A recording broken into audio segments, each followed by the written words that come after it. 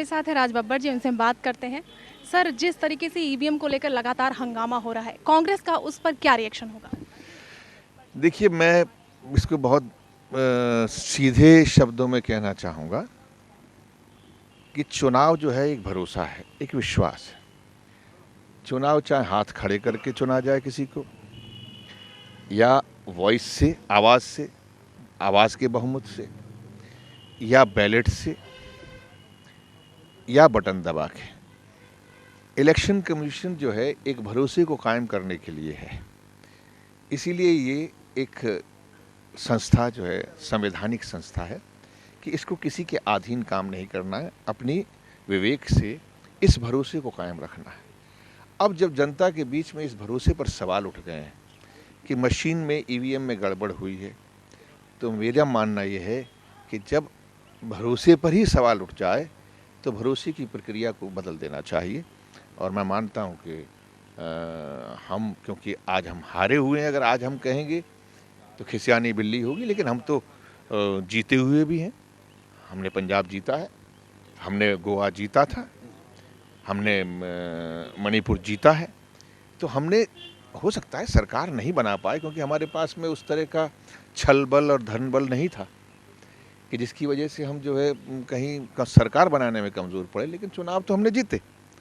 तो इस भरोसे को कायम करने के लिए इलेक्शन कमीशन को चाहिए कि ईवीएम पर बहुत सारी उंगलियां उठ रही हैं, चारों तरफ उठ रही हैं।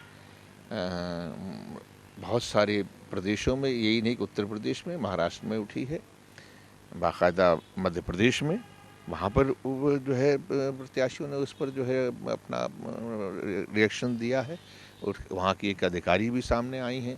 तो इस पर जो है संज्ञान ही नहीं लेना चाहिए, बल्कि लोगों की, दिल्ली का चुनाव में दिल्ली की जो मुख्यमंत्री हैं उन्होंने तो साफ कहा है कि इस बैलेट से चुनाव कराया जाए। सर, यूपी में योगी जी लगातार फटाफट फैसले ले रहे हैं, क्या लगता है कि यूपी की तस्वीर बदल रही है? फैसले अगर वो अपने दिए हुए जनमानस के उन वादों पर लेते तो शायद अच्छा लगता, क्योंकि जनमानस का जो उन्होंने फैसला लिया है वो है किसानों का कर्जा, और वो भी उन्होंने पौना किया है, आधा भी नहीं किया, मतलब आधे से भी कम कर दिया है।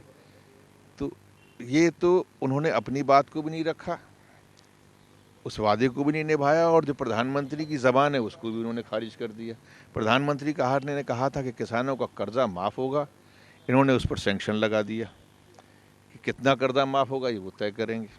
तो मुझे लगता है कि अभी कुछ करें फिर बात करेंगे, अभी फैसला कोई नहीं है, अभी तो सिर्फ एक और नारेबाजी शुरू होगी। बहुत बहुत शुक्रिया। तो ये थे हमारे साथ राज बब्बर जी, जिन्होंने साफ तौर पर यूपी के सीएम योगी आदित्यनाथ पर निशाना साधा और कहा कि वो लगातार फटाफट जो फैसले ले रहे हैं उससे यूपी की तस्वीर बदलने वाली नहीं है। अभी यूपी में बहुत कुछ करना बाकी है, जो अभी योगी आदित्यनाथ को करना है।